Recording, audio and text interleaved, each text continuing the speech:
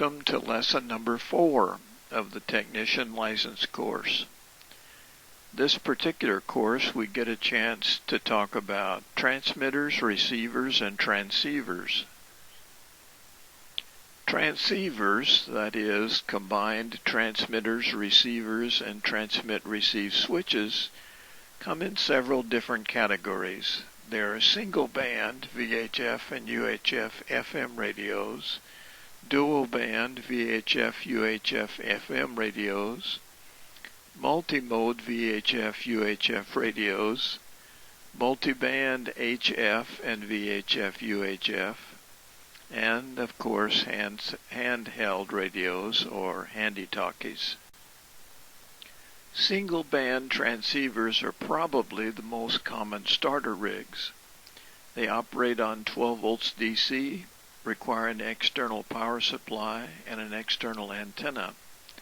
They can be operated mobile or as a base station. They are generally limited to frequency modulation, FM, and usually are either 2 meters or 70 centimeters. They generally have up to approximately 50 watts output. Dual-band transceivers are generally the same as the single-band transceivers, but include an additional band. Most common are the 2 meter and 70 centimeter bands, although you could add 6 meters, 222 megahertz, or 1.2 gigahertz. Depending on antenna connectors, the radio might require a separate coax for each band or a duplexer for a single coax. Multimode transceivers can be a single or multi-band. The main difference is that these rigs can operate on all major modes, including single sideband, AM, and FM for voice, CW, data, radio teletype, etc. More features add complexity and cost. They are the most flexible of the rigs that will allow you to explore new modes as you gain experience.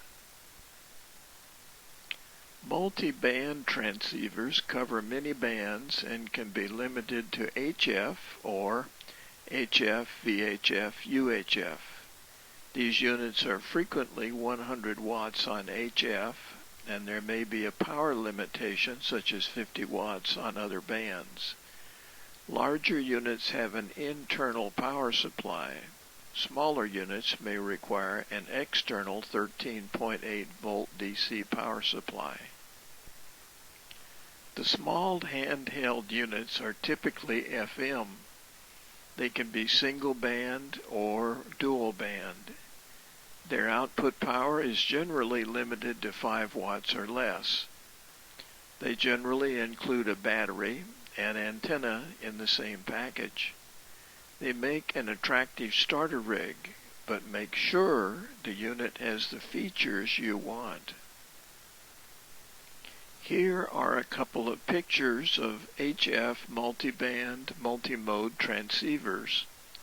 One is a desktop unit, and the other can be a desktop or mobile. Here are some single-band UHF and dual-band VHF-UHF FM transceivers. Here are some single-band UHF and dual-band VHF-UHF handheld FM transceivers. Now we will discuss some of the vocabulary related to the functions and controls of transmitters and receivers. The main tuning dial controls the frequency via a variable frequency oscillator, a VFO. This could be a knob, a keypad, a computer mouse, or keyboard, or programmed channels. There could be more than one VFO. The mode selector allows you to pick among AM, FM, SSB, lower sideband or upper sideband for voice, CW, or data such as radio teletype, PSK31, or other modes. Microphone controls may include gain, that is, how loud you need to talk, and speech compression, which adds punch to your voice. An automatic level control automatically limits transmitter drive. Transmitter controls may include push-to-talk, known as PTT, voice-operated transmission, known as Vox, and there may be a key jack for CW. Receiver controls and functions may include audio frequency gain, that is, a volume control, and RF gain, which controls the strength of the received signal. Automatic gain control, AGC, automatically limits the received signal during peaks. Squelch turns the audio off when the signal is not there or is weak. There may be several types of filters which can narrow the width of the received signal. Notch filters can be used to cancel an interfering signal. Noise blankers can be used to eliminate noise spikes. There can also be a reception and transmission meter. In transmit, the meter indicates the power output. In receive, the meter indicates signal strength, which goes in S units from S1 to S9, S9 being the strongest. The receiver may be limited to just the ham bands, or it may be nearly continuous. General coverage receivers cover a wide area of the RF spectrum. Handheld transceivers may be single, dual, or multiband versions. Some have expanded frequency receive coverage outside the ham bands. They are portable and self-contained, including an internal microphone and speaker, a rubber duck antenna, and batteries. This chart shows you that the big three ham radio manufacturers are Yaesu, Kenwood, and ICOM. Which of the following describes the muting of receiver audio controlled solely by the presence or absence of an RF signal? The answer is B, carrier squelch. Which of the following is true concerning the microphone connectors on amateur transceivers? Some connectors include push-to-talk and voltages for powering the microphone. Answer B.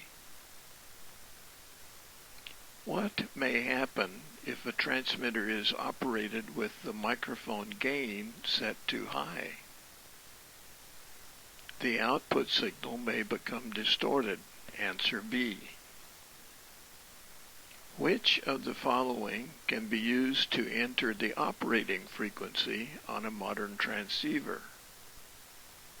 A, the keypad or VFO knob. What is the purpose of a squelch control on a transceiver? D, to mute receiver output noise when no signal is being received. What is a way to enable quick access to a favorite frequency on your transceiver? B, store the frequency in a memory channel. Which of the following would reduce ignition interference to a receiver? C, turn on the noise blanker. Which of the following controls could be used if the voice pitch of a single sideband signal seems a bit too high or low? The answer is D, the receiver RIT or clarifier.